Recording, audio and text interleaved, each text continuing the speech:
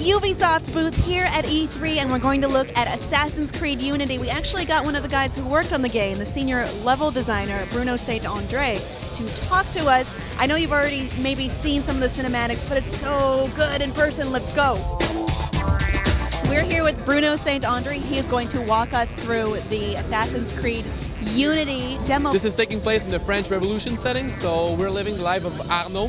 Our main protagonist is on a quest of redemption, and throughout this quest you're going to see a lot of major events from the French Revolution period. From the demo you can actually our main character, and you can see a lot of crowds on the streets. We're now packing more than 5,000 crowds on the streets that we can pack. That's way more than we had previous to that. I was told 1,400.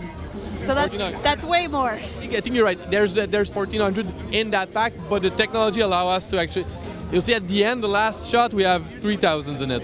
Not only to have huge amount of crowd, but they need to look brilliant and well animated. That looks like a new way of moving down a building. Exactly. Can you explain that? We call our control descent. So it's actually a more fluid way of going down with more precision. If you look at my controller, I'm actually hitting RT and B all the way down, giving a direction, and the character's aiming for that direction.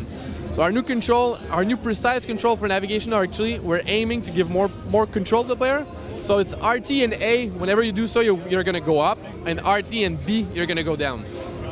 What just happened over here is a couple of events occurring in the crowd in different factions. We are really focusing on what we call the living and breathing world. It's important for us not only to pack a huge amount of crowd, but that they look believable, they're reacting to each other, and most importantly, now that we have a shared experience with friends, it needs to be a world that is not player-centric, that interacts and reacts to events that are not caused by the player, but by other citizens of the city or even guards. As you can see on my right here, crowds are responding to an event that occurs within the house. So it's any systemic, it happens in the world. So myself, I'm going to just go check what's happening. And it turns out to be a side content that's in there. It's a murder mystery. I can grab the side content, it goes on my quest logs. Whenever I want to, I can return to it and consume it the way I want to. It's the case for all our side content currently in this game. And the concept behind it is we're trying to tell the 1,000 stories of Paris through that. So, because we've got a beautiful city in Paris, so we want to exploit that as much as possible. A beautiful city and a lot of a story to tell. So we're exploiting that as much as possible. I passed another crowd event that was occurring. Now I'm reaching the building where my target is supposed to be located. No stealth moves for you.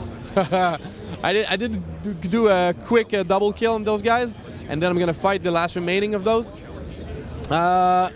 It allows me to actually introduce a bit more the enhancement we've done on the fighting system. It's a more tactical one, still flashy like we were used to in the Assassin's Creed franchise.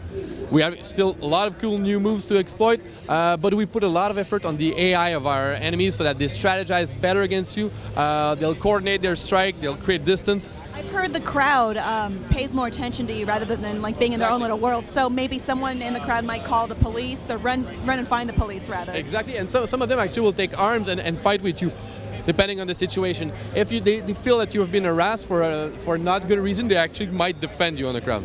So it did not occur on this part, but it'll probably occur later on in the demo. You'll see that sometimes they take side. They might have a sense of justice. You never know. This is going to sound. It's going to sound really weird, but the blood spatter on the wall looks really pretty. I'm going to move on just that portion of the demo. I'm using the Eagle Sense, a returning feature from the Assassin's Creed franchise. It allows me to introduce our new skill system that you can improve.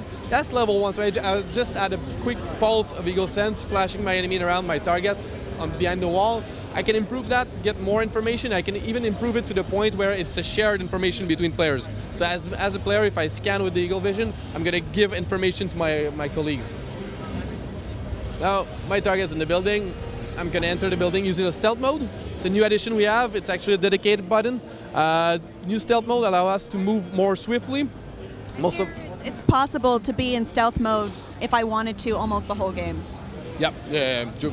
The real impact is actually stealth in that mode. So you're not on stealth, so you're silent. You don't generate any sound. So it's easier to avoid guard detection. With that comes new moves. Like you see, I use cover on every object. Comes new assassination from that. I could do a cover assassination from the side, from the top, jump over and kill him if I want to. So there's a lot of new moves that comes with that new stealth mode. And it allows us really to feel more like a predator with our setup. You'll see while I'm coming back on the upper floor right there. There's a guard. He doesn't see me coming at all. Too bad. I screwed up a bit, but he didn't hear me at all because I was coming stealthily, so he didn't see me. I could spawn. If I was running, for example, he would have seen me from afar and return and face me and try to fight. That's my mistake almost every time. You can see also we've improved a lot of our cinematic. You see a lot of new facials. That's easy and understandable. But also pay attention to the fact that these cinematics are now seamless in the game. We don't have any white flash in and out of cinematic. They're taking place in the game world and no loading. This is also true for the seamless interior and exterior.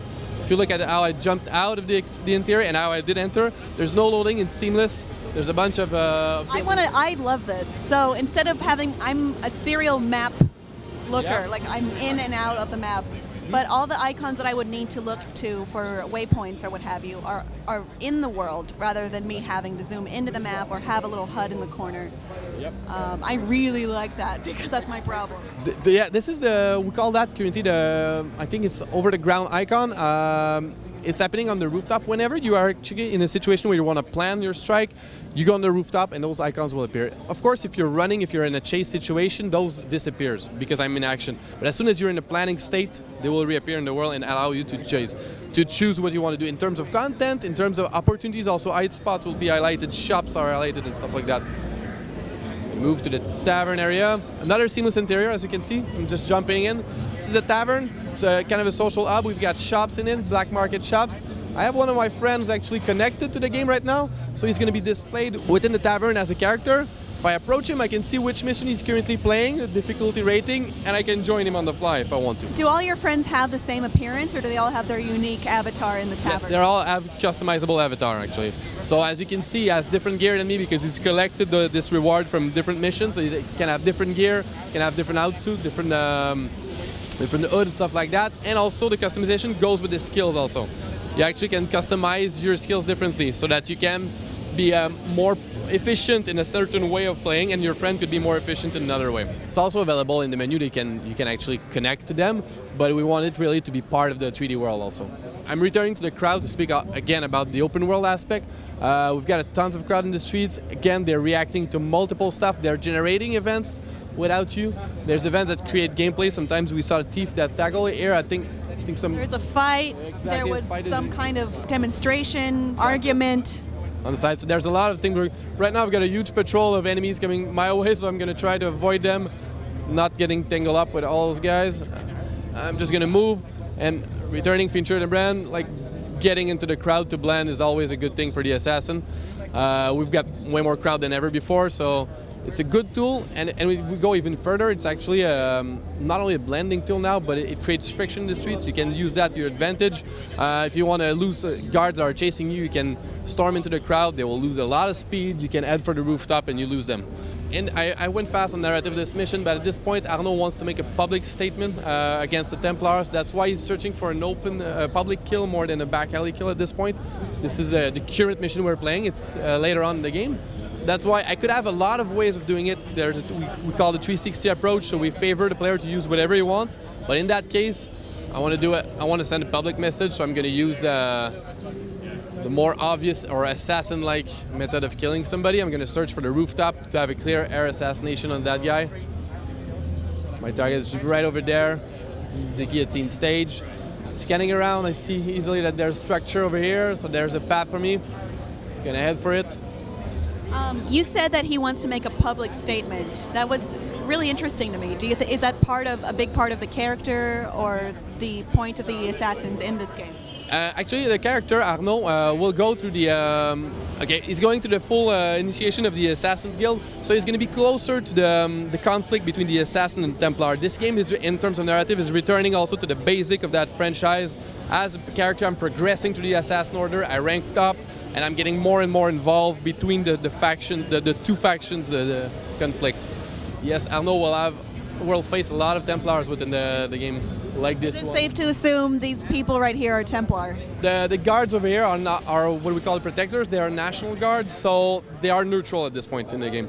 They're not sided to one another. Some are infiltrated by Templars, but the guards itself are neutral. They'll react to any hostile action from the player, but they'll not attack him on sight. They're not your enemy per se. Very good. That sums up That's the end of our demo. Yeah. That looked really good. So I'm really interested in this 4-person co-op. Can you talk about that a little bit? Certainly, we've got we call it share experience. It's actually you're enabled to play the full assassin experience with your friends, 4 of your friends.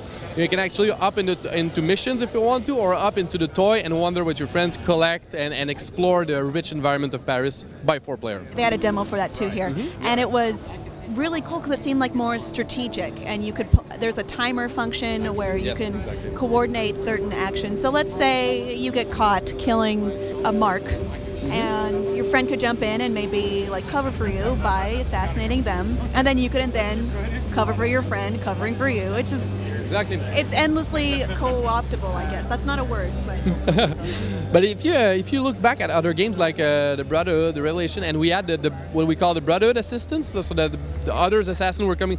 Now you need to think about it. It's actually your friends. Those guys are your friends, and you're playing together. You can mark target. You can actually ask them, okay, in 3 we're going to coordinate our strike at them. There's many, actually there's fighting techniques that you can exploit by playing together. There's a lot of stuff that when playing with your friends you actually exploit and get better at.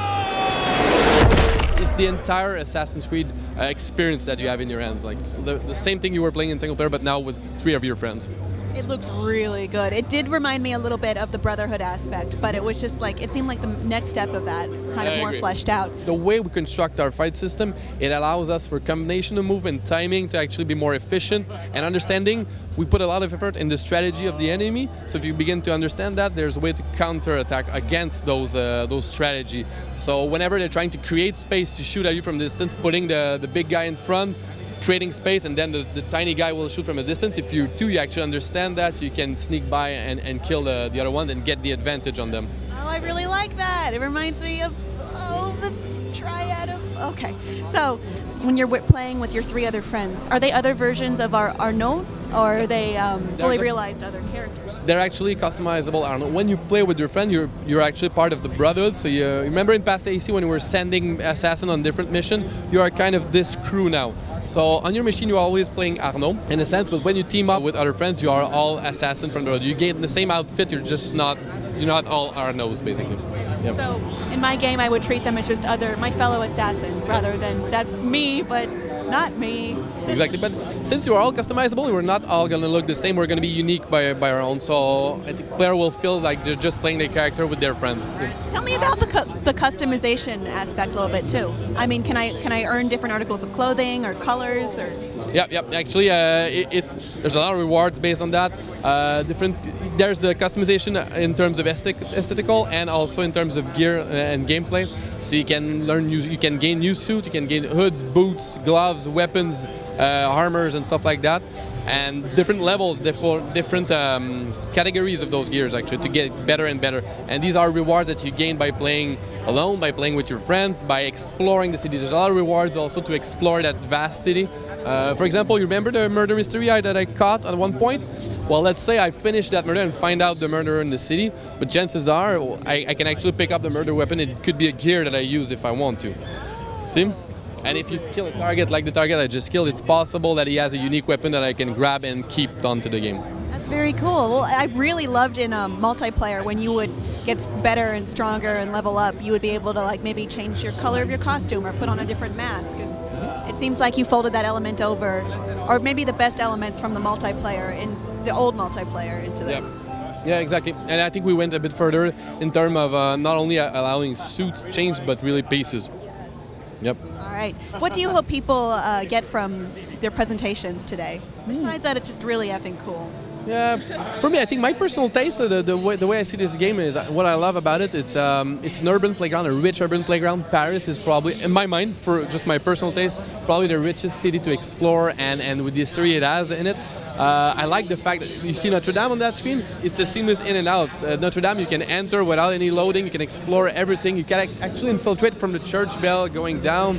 There's crypt underneath Notre Dame that you can infiltrate. So I think the exploration aspect of this game and the fact that our characters is so close to the assassin route, tighter in terms of stealth, fight, and navigation, makes for a complete Assassin's Creed next gen.